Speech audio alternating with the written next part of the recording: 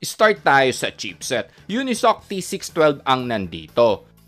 Yung ganitong chipset kapareho din ng Realme Note 50 sa presyo na 3,999 pesos. Kung sa chipset na usapan, red flag tayo dito. Yung price range kasi na 7,000 hanggang 8K sa ibang brand ay Helio G99 or G99 Ultimate na ang offer sa processor.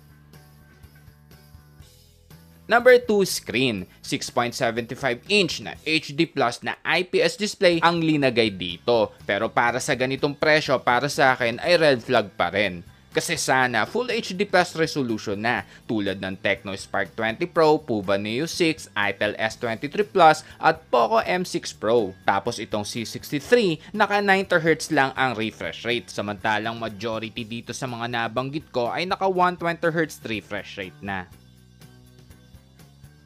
Sa battery, 5,000 mAh ang linagay dito na supported ng 45 watts. Ito, green flag tayo dito. So nag-charging speed test ako dito sa standard na 20%, na full ito na mabilis na 59 minutes.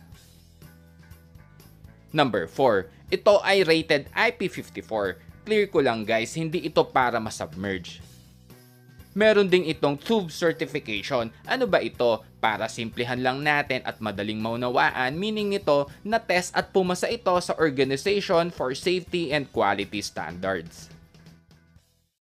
Number 5, camera. 50 megapixel ang linagay dito. Versus sa ibang brand, para sa presyo, para sa akin ay red flag ang 50 megapixel. At least sana ay 108 megapixel or kahit 64 megapixel man lang. Pero bibigyan ko pa rin ito ng kalahating green flag kasi nga maganda naman ang quality ng shot sa rear camera.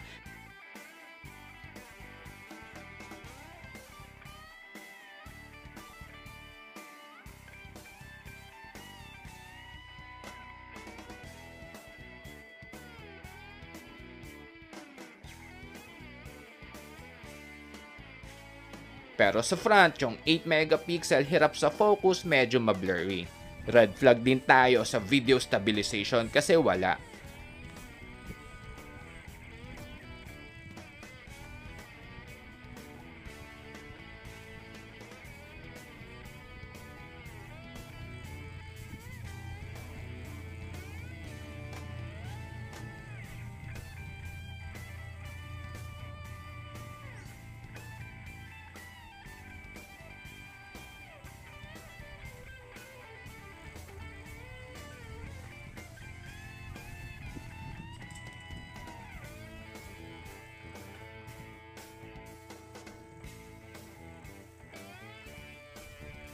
Number 6, inclusion. Ano yung nasa loob ng box?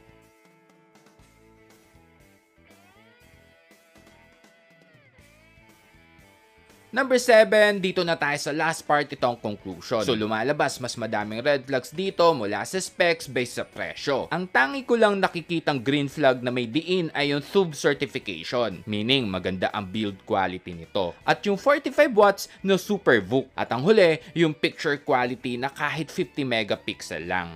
Pero kung ako ang tatanungin, pass muna ako dito. So yun lang guys, hanggang sa mga susunod na walang sugar coating na review. Ako si Kuya Gizmo, Apis.